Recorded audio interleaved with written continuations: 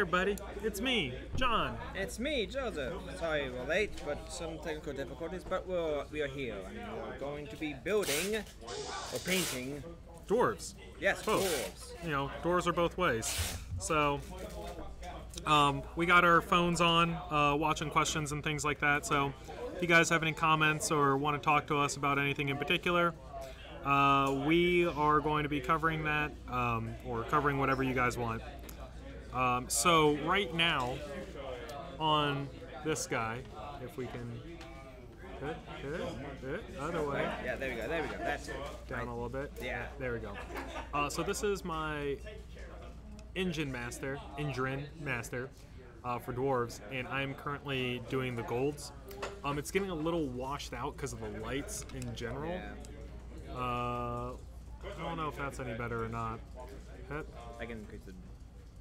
So, but what I'm doing is I primed with Retributor armor, hit it with an Agrax Earthshade wash, and then I made a mix of P3 brown ink and flesh wash to get this kind of like bronzy ink wash to go over the gold to make it this effect while preserving what I did in the first go around.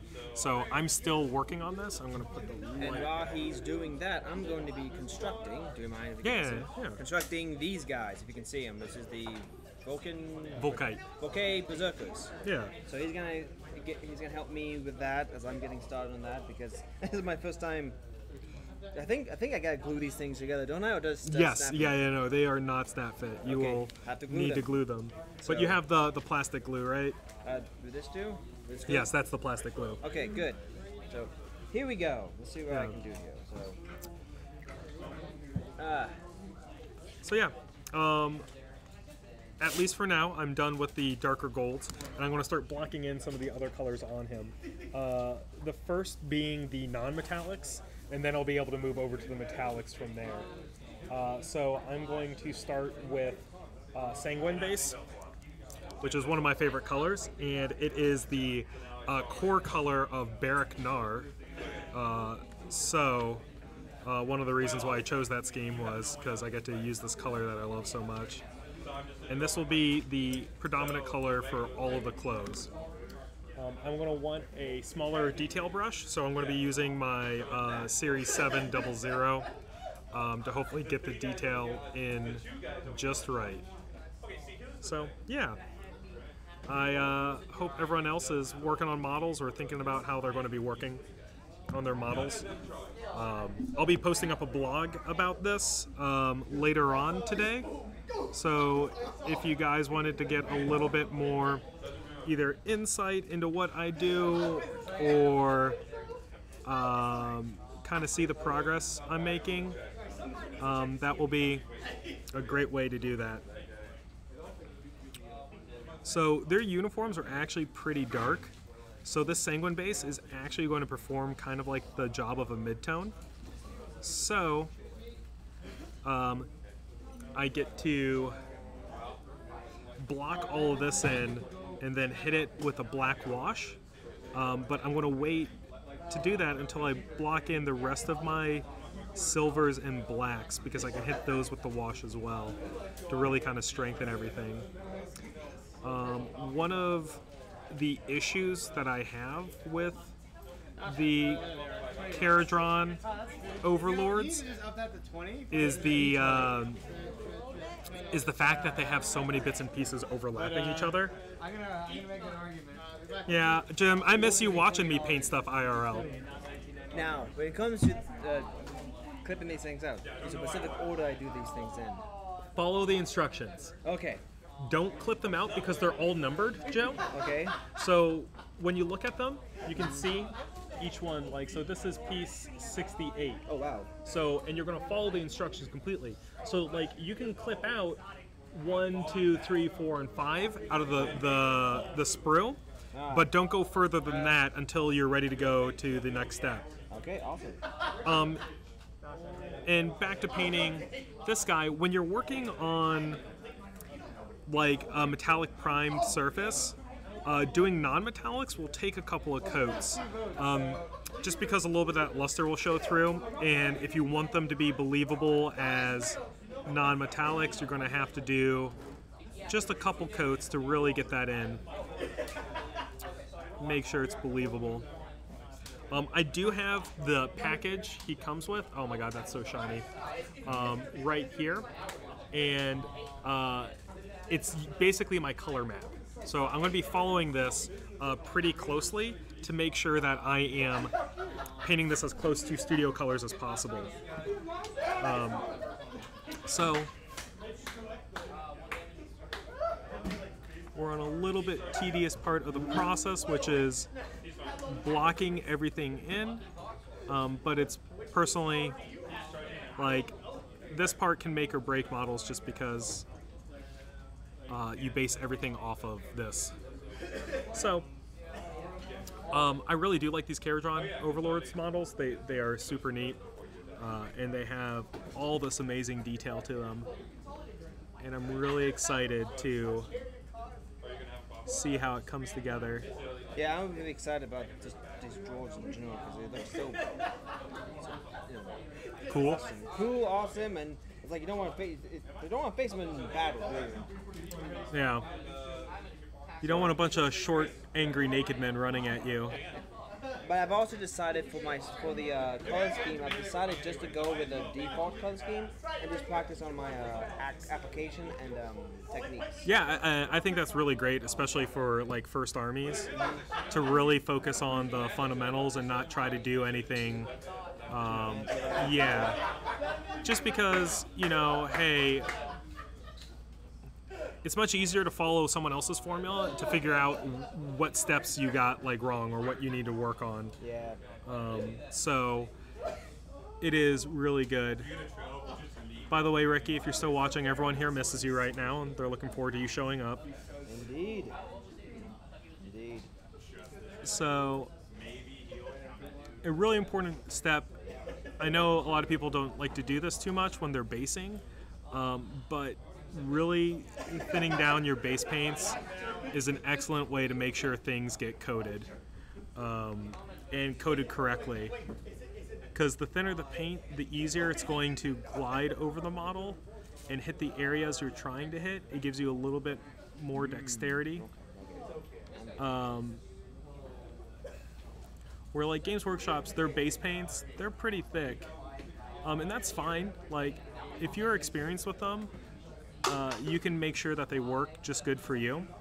But I really am a fan of thinner base coats, so I can really control my brush.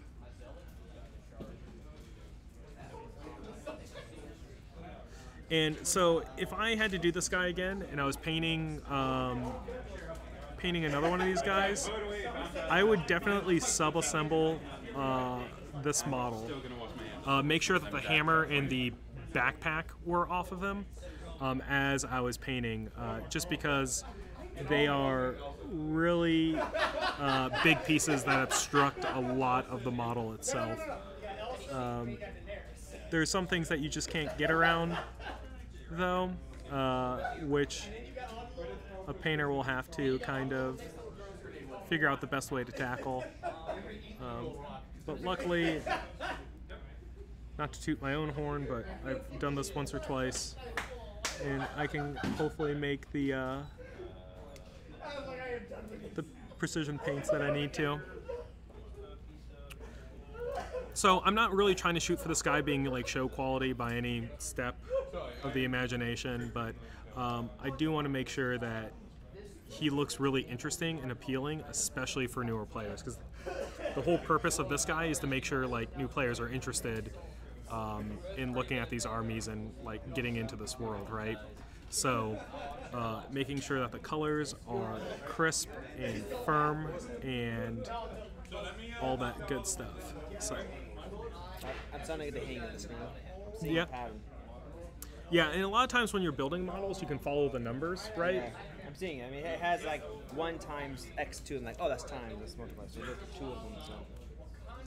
Yeah, Ross, join us in dwarvy goodness. Yes, fall over the misty mountains. Well, that's one dwarf. So. Well, Ross is painting Lord of the Rings dwarf, so that fits perfectly. Actually, I've been going back and watching the extended edition of the Hobbit movies. Yeah? Does it hold up?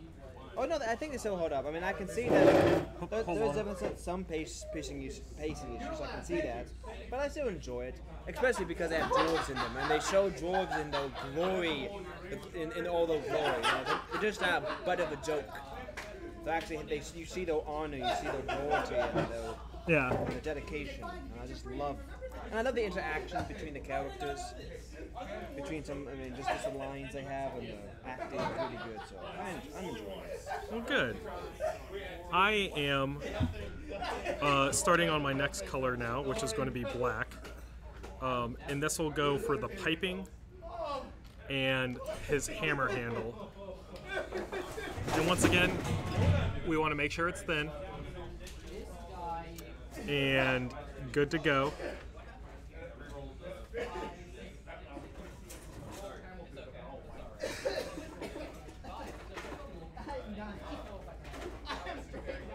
So black was probably a little too thin, so we're going to add a little more. Okay.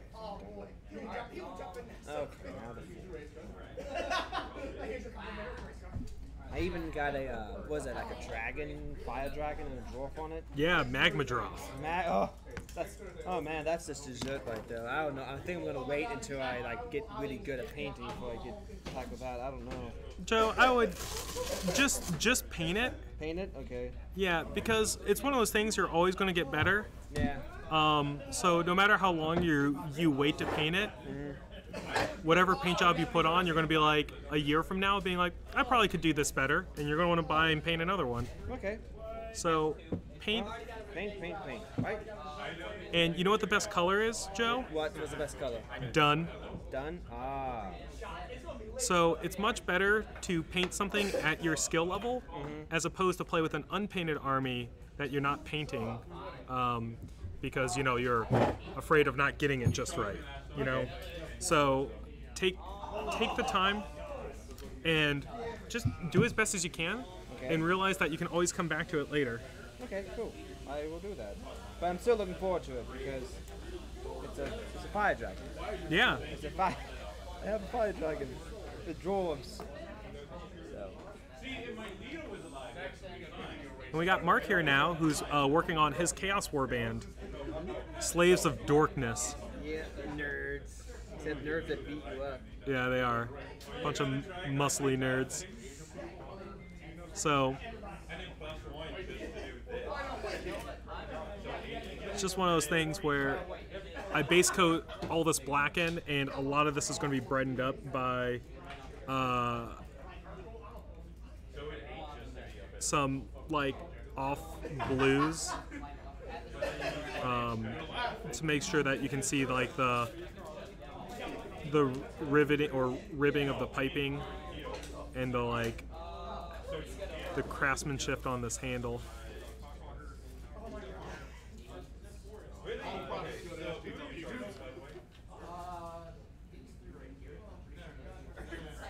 So after this step, I'll be working on the silvers.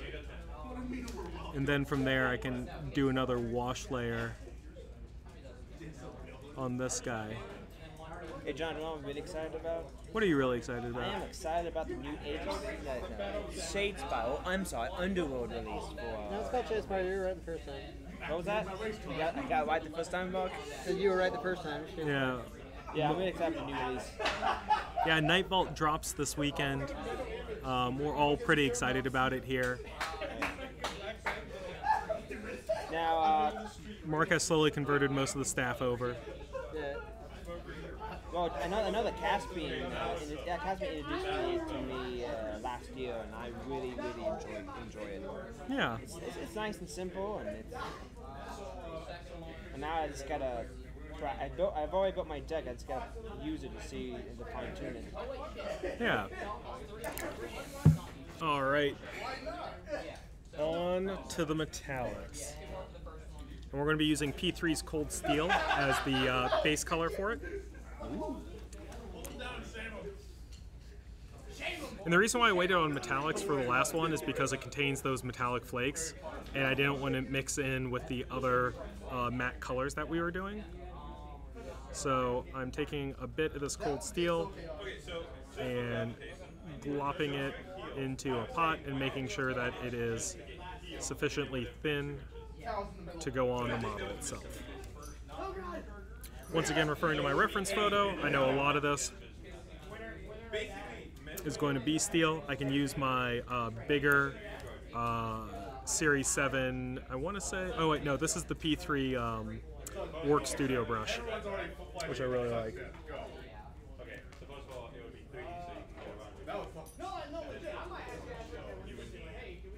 And once again, this metallic might take a couple coats to go on, just because it's going to be a little bit thinner than, or it's going to be a little thin due to me adding water to it, so I can have that brush kind of slide over, but it should have a nice coverage after a couple of coats. So, you know Maxine, the story of his Batman? Yes. How he painted it black, but he put a lot of different blacks and dark colors into it. Yeah. But without the proper lighting, he's like, cool, you did a good job painting that black. Yep. That's where I'm at right now. So Yeah. Mixing brighter colors in to give it a different And it's something that's important to note, especially for folks painting darker colors, is you can add a lot more contrast into it and still have a color read as white or black. And a lot of that is the other colors you're going to use around the model. So having a bunch of lighter colors near an almost black will make it appear very black itself. And same with light, like having a bunch of dark colors around it. Eric, I'm assuming that you're on stream to apologize for not being here and playing with us right now? That makes sense. Yeah.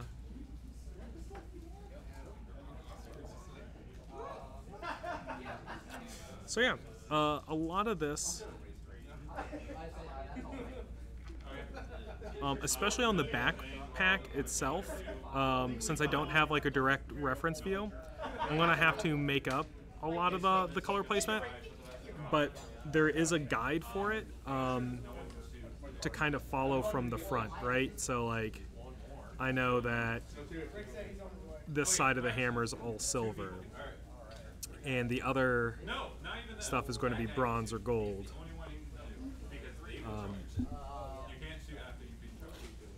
And the thing is with these guys, since they're mostly metallics, you really have to do a good job of pushing contrast and pushing the borders of your mini, like of the color section. So like, this is going to be where I'm going to have a lot of dark recesses, especially towards the lines of where two different colors meet. And that's a really important thing to like learn how to do. If you're painting something that has a lower contrast value, you know, dark lining your models can really kind of let you get away with that sort of effect. Gives nice breaks in the model's color. Mm-hmm.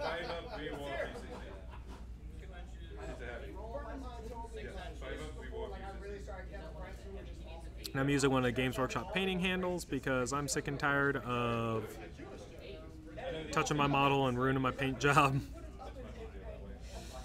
I love those paint handles. I'm gonna have to get me one of those when I'm ready to paint. Oh, nice. Yeah, that's looking good. I really do like those paint handles. Yeah, they're a really solid investment. And I mean, you can basically paint almost anyone on the model. Yep. They're an investment in your sanity. Mark, I'm not sure if you saw, but I did bring in that 50mm base for you finally. Oh, yay! So you can get to paint in that beast o' chaos. So yeah, for those of you that might be curious, what I would be putting on a 50mm base. So the chariot I had could be either made as a gore beast or just a chaos chariot, and I went with double horse. If any of you read my little blurb, but because of that, I had a Gore Beast left over, and I used that Gore Beast as a Chaos spawn. That would be perfect, because I'm not a big fan of the big blob of wavy tentacles with various mutations. I'm actually trying to keep all my Warriors of Chaos unmarked. And I figured, what's the best way to represent that in Chaos Spawn? It's like, you just became a big beefy beast. Yeah. No, it makes a lot of sense. Yeah. And who knows? They never really explained the Gore Beasts all too well, so maybe that's what Gore Beasts are, just unmarked Chaos Spawn. Now, if I wanted to learn the history of these dwarves, what would I go for that? You can read their codex, Okay. or their battle tome, excuse me. So that would be the easiest way to get the lowdown on them. Now, they've also done several short stories and things like that that have involved Fire Slayers.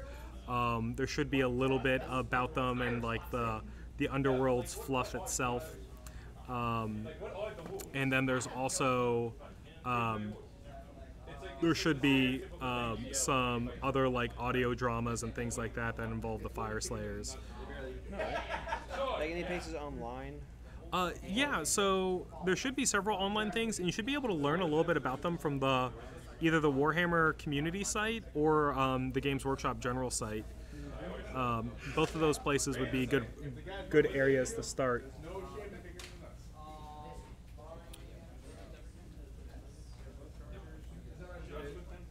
There's usually a nice collection of wikis as well. Yeah.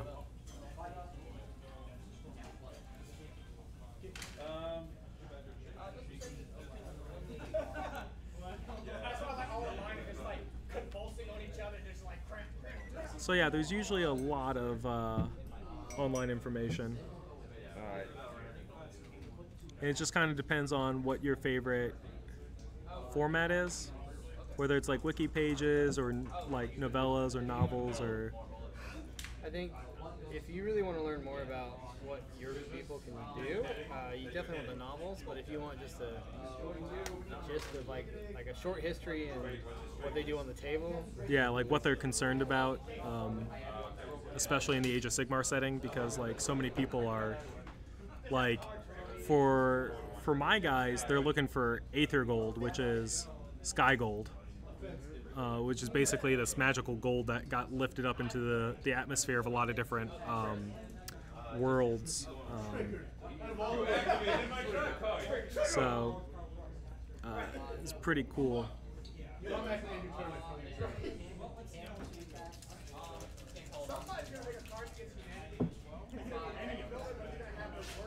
Yep. My guys are looking for victory. Sweet, sweet victory. That's their primary concern. Just winning. Well, everything's to impress the Chaos Gods, right? Yep. And that's what winning does. They're like neglected children of single parents. I get 4 Christmases. Christmas from Nurgle, Christmas from Zine, Christmas from Corn, and Christmas from... Wait, no. Slanesh slept through Christmas again. Lazy bum. Yeah, Slanesh is... What sucks is because Slanesh gave the best gifts. For some reason they were all... Yeah, if you're into a good time, I guess. Yeah. I mean, it's all about that excess, right? Yeah, I guess Slanesh... You'd think Slanesh would give the most gifts. Like, Slanesh is the one-upper of the Chaos Gods. It's like, yeah, you're going to give that guy wings? Well, I'm going to give that guy wings, but has bells on it. Yeah. I can just see, like, Slanesh does nothing more than just give more of what made the person happy. Yeah. Like, I gave him 8 wings. Like, Slanesh, I can't fly like this. They keep bumping into each other. Well, I think, like, Demon Prince Fulgrim has, like, 6 wings on him or something. Yeah. At least in the old art. I don't know about now. I can just imagine you saw the Blood Angels and their wings. Like, I can do that. yeah. My champion's 60 times angelier than you.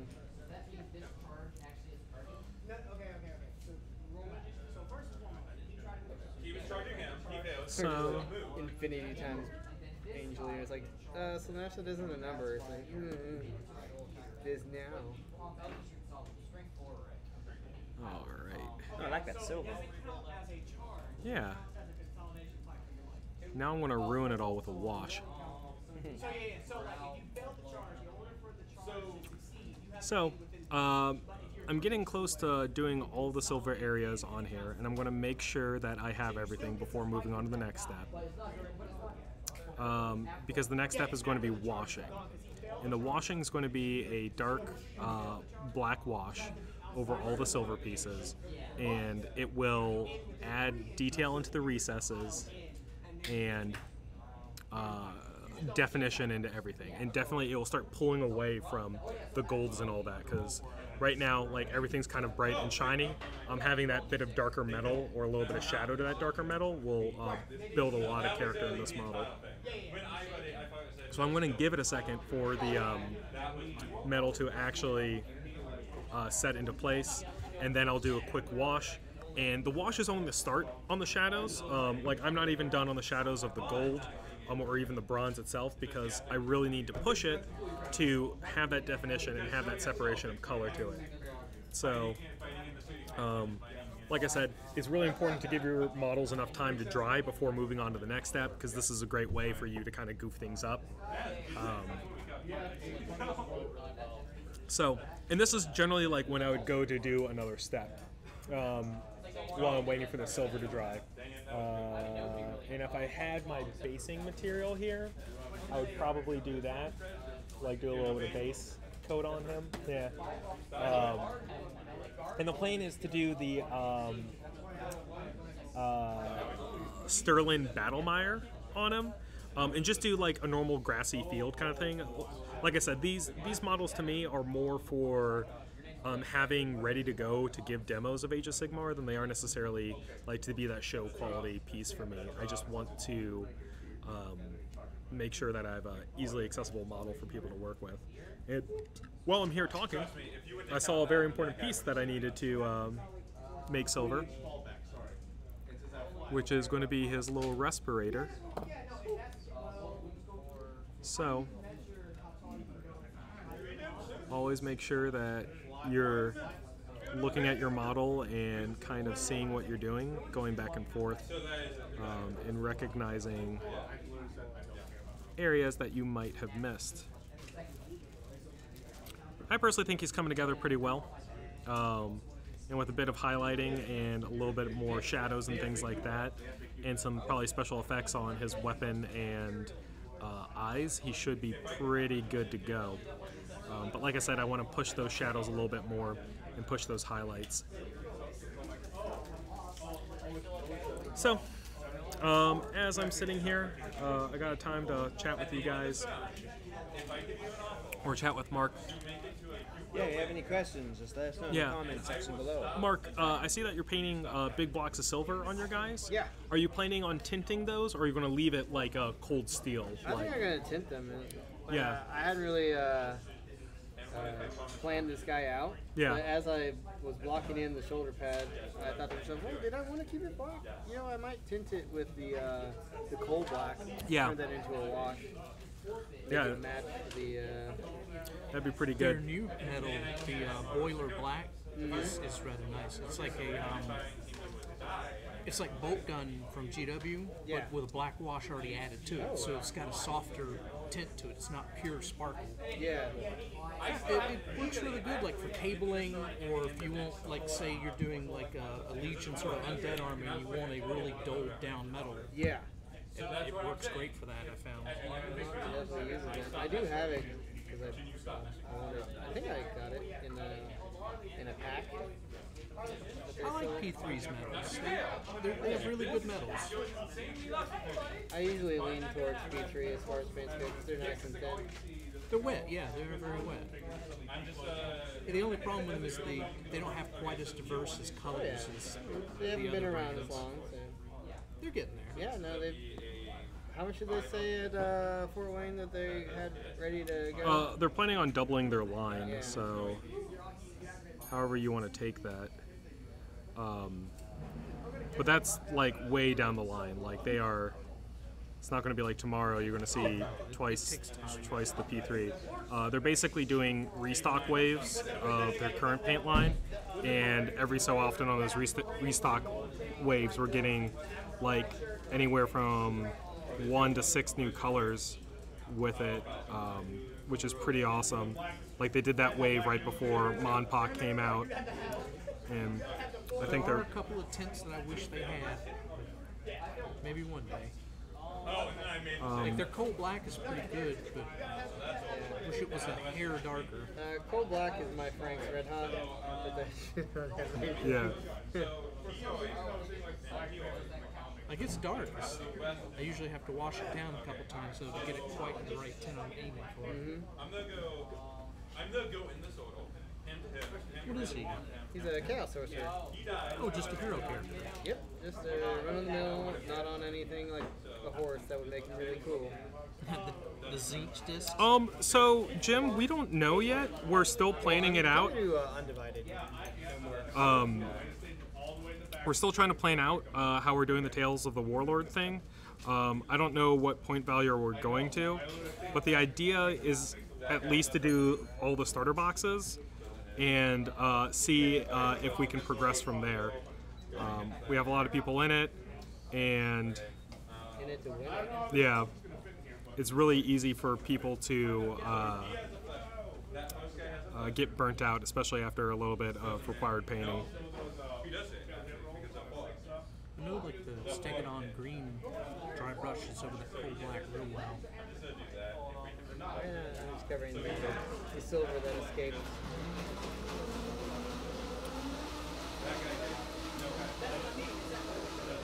Sorry for the blender, guys. As always. I'd love to start up the Wood Elves with the Glade Riders and all that. Do it. I don't have any boxes. I'd have to buy all the bits, box by box. Well, I mean, if that's what you want to do. Like, I do love their cavalry, and someone was showing me earlier that they have some heroes that can give you basically ambush. Yeah. Which is crazy that you could start off the game using archers at someone's flanks. Yeah, I mean, it's one of those things where you don't have to have a start collecting get started. You can jump into any faction. Like, I'd love to see some more Ideneth Deepkin. We have a guy who's been working on his for a while. Those are great models. Mm-hmm. No start collecting. Really hit it out of the park with those. I love you, Josh. Oh, Jim, we have 8 people so far in the league, and I think it's growing. We might even have 9 by this point. But like I said, it's not super structured right now. It's more of a reason to get involved and get painting and get people playing, because we really want this game to grow and expand. And the only way that's going to happen is by having people actually get into it and play games. Yeah. The more people see the game being played here, the more they'll want to join in. Yeah. But it's great to see that we have customers coming in who love the idea so much that they themselves have gotten involved.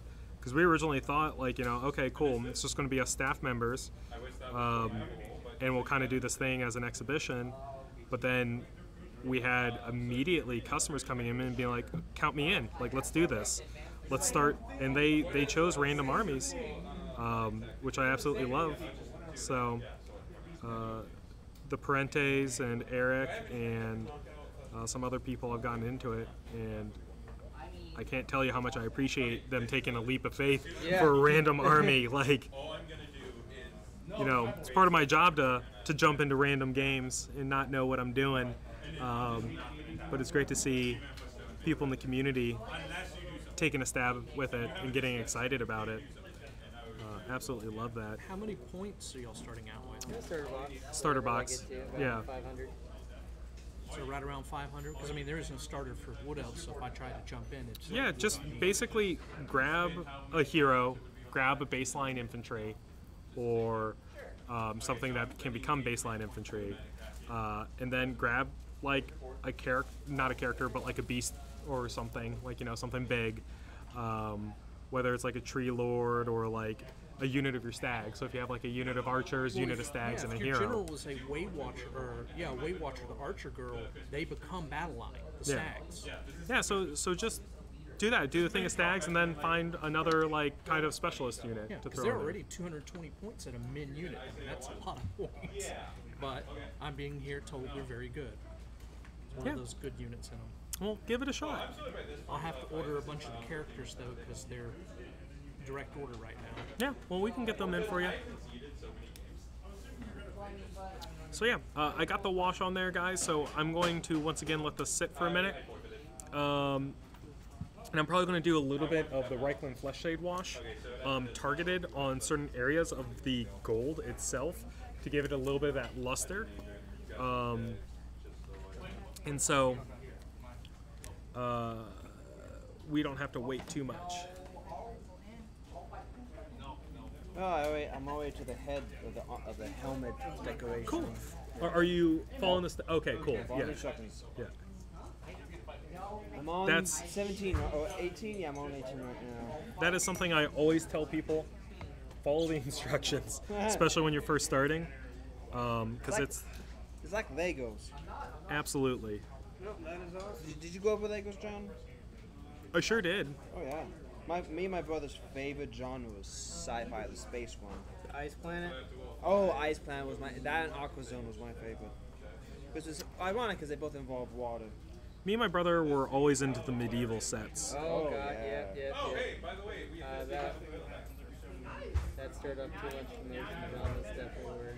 One of my brothers actually got into a couple of the Wild West ones they had, or the West ones. So he actually bought the Lego fort, which is really fun to build and play on. So the question is now. No, it is my lab. Like right now, I'm going to be doing the kill team stuff. So coming in with a little bit of this wash, especially on the rivets, it's another way to push depth on these gold parts. So basically what I'm doing with this wash is I'm targeting areas that armor's overlapping each other, places where there are rivets or raised areas, like these little like ribbed areas on the gauntlets and the shoulders and such, and on the knee pads as well. Because once again, this is going to be how you push that definition.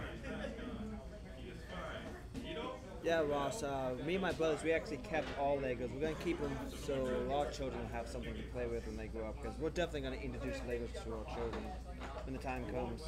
Because they are like some of the best toys. Well, in my opinion, the best toy ever created.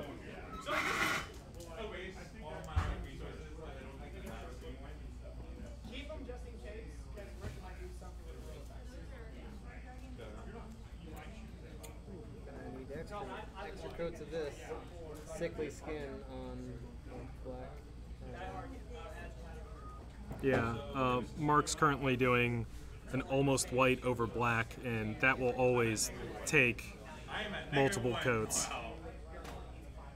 We're just kind of, at this point, my group is just kind of like. I can't imagine a world where that doesn't take forever to do. So, this is one of those steps that you may not be able to see a lot of the immediate, effects of it. But over time, this will build up and become very apparent, especially like every panel that I do will get a little bit more defined. But to the whole little group, there's probably more going on now. But that was fun.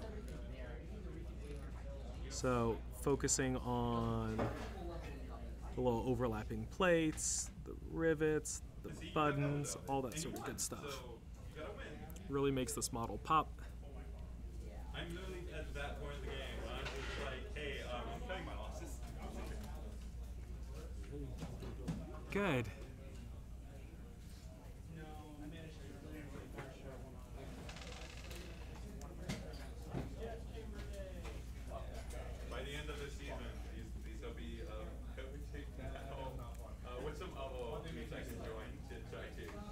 So after this, we have a lot of areas of dark right next to light that we're going to have to come in and kind of push the contrast a little bit more to make sure that they pop. And this will be a great way of separating plates and things like mustaches and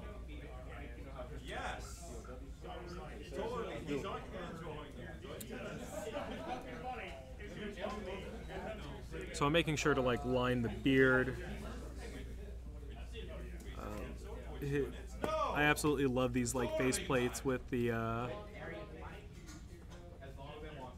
faux face. It's so cool.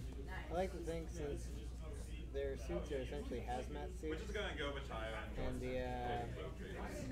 and the first Sky Dwarves didn't know they needed that kind of stuff. They they got essentially exposed to all these harsh chemicals and lost their beard. Yeah. And so they're like, all right, nope. From now on, hazmat suits. I'm gonna have my beard. No one's gonna doubt me. I'm gonna put it on my hazmat suit. So to make sure the dwarf never goes beardless, they put it on the hazmat suit. Oh, it makes sense. Confirmed canon. Yep. Ava, mine later. Well, Dwarves beard is a rite of passage. It's on it.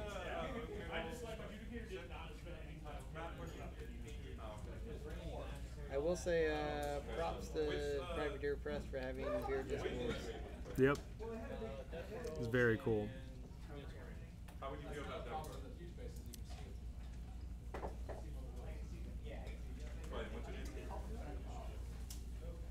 What's your name? Michael. How do you feel about that?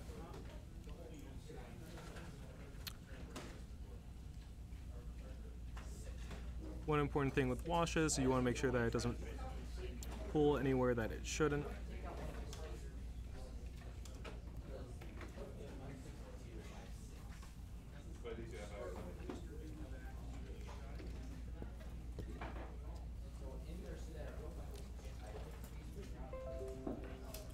So yeah. Do you want some help with setup, Mickey? Lots of progress done on this guy today, which is really good to see.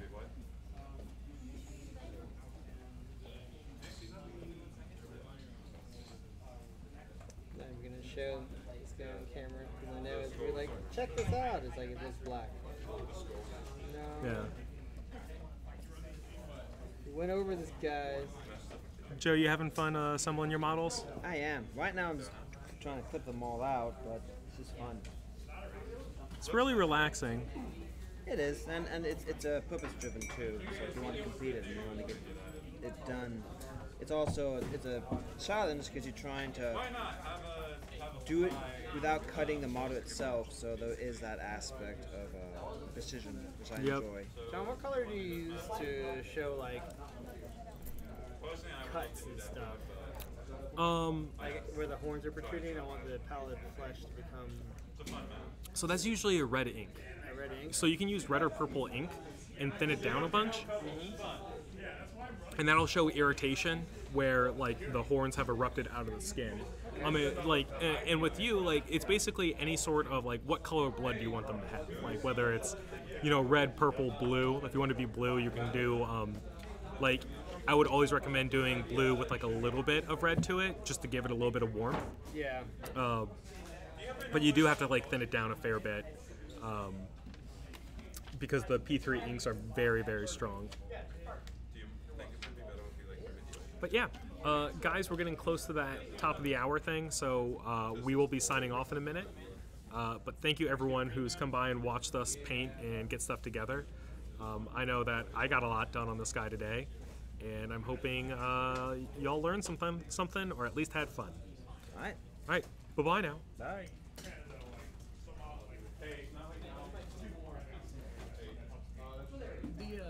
The new endless spell stuffs for 2.0. Do you actually need those models to use? Yes.